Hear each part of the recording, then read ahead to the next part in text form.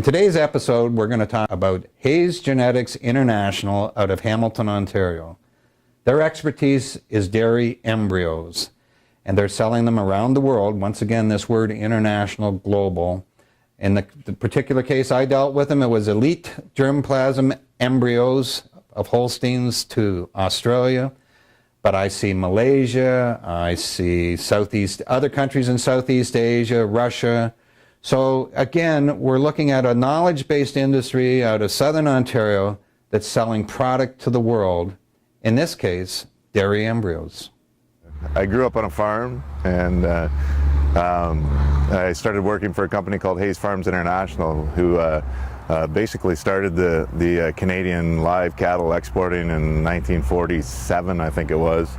And I worked for them for about 10 years, and they decided that they were going to close down their business, and I was able to carry on with their name and a lot of their clients. And so in 2003, we came to kind of a very sharp stop with live cattle exports from Canada. And we had mad cow, and there were no live animals leaving Canada probably for about 5 years. And our exports went from over $1 million to zero in one day, and we didn't have any income for a year. And we decided to retool into embryos. So we decided to diversify, try and go across the world a little bit more and not concentrate on one country and one commodity. I would say right now Japan, Australia, and Europe would be each about 25% of our sales, and we're in contact with each customer, I would say, at least once a week by email. And so that will be sending them some embryos that are available, some new hot embryos, additional information, some progress reports on other embryos that they've purchased in the past. When the income was zero, we really relied on the government to help us to travel to meet new customers. And even today, you know, the income isn't zero, but it helps where we're going to a place, maybe say a country in Spain right now is not doing so hot. It helps to you know, just prop up and support us to get there, whereas you know, we might not go to Spain if we didn't have some support. So our priority is dairy cattle. I'd like to venture into other areas and diversify into beef cattle and, you know, other species as well, but right now it's dairy cattle, and it's probably 90% Holstein and 10% of Jerseys and Brown Swiss and other smaller, more protein breeds. Well, we developed a good relationship with Genetics Hokkaido and Hokkaido, Japan, and they come about once a year to inspect heifers and cows in North America. So they were here last November. We're July now, so they were here 8 months ago. And we went across Ontario and Quebec and looked at the best of the best. Decided a mating sire with consultation from Genetics Hokkaido and the farmer, and bred, inseminated the animal, recovered the embryos, blood tested the animal, froze them, got the embryos government certified, and now we're to the point today where we assemble the embryos at Heartland and Listowel. Hi, I'm Lori. I'm from Heartland Vet Services, and I'm an embryologist there.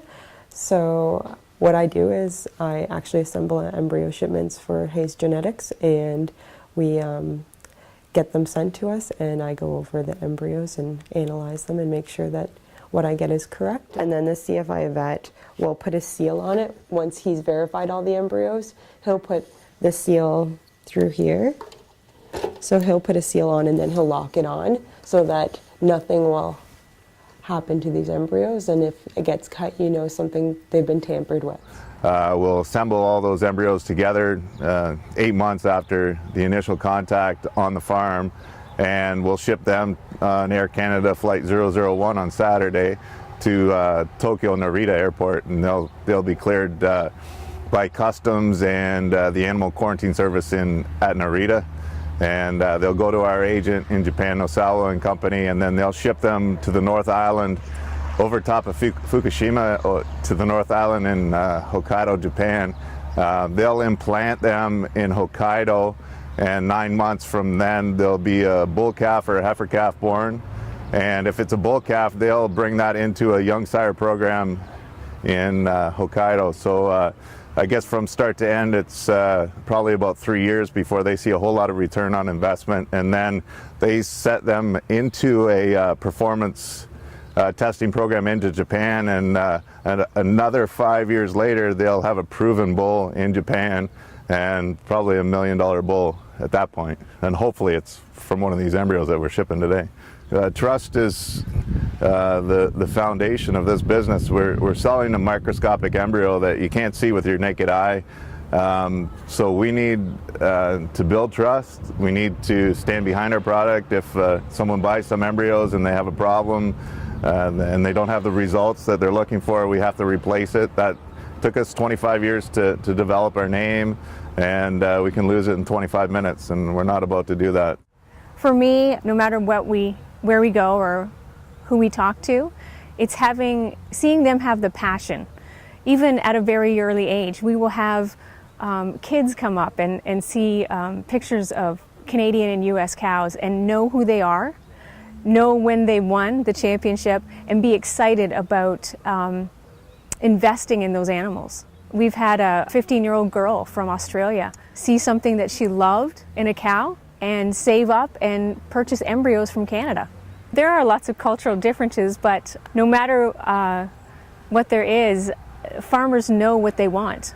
They know the good cows, and they know, even if they don't speak the same language, they know what they want. So we can buy a picture, have a picture of a cow, and they will recognize it, and we will be able to bridge the gap through that.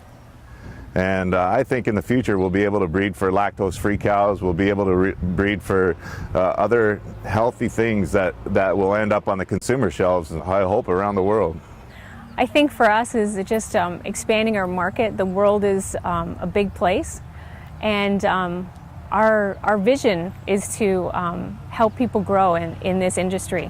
And again, I think it's limitless.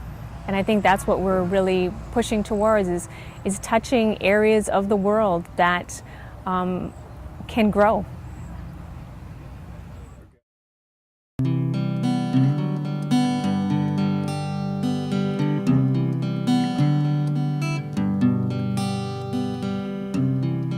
Mm-hmm.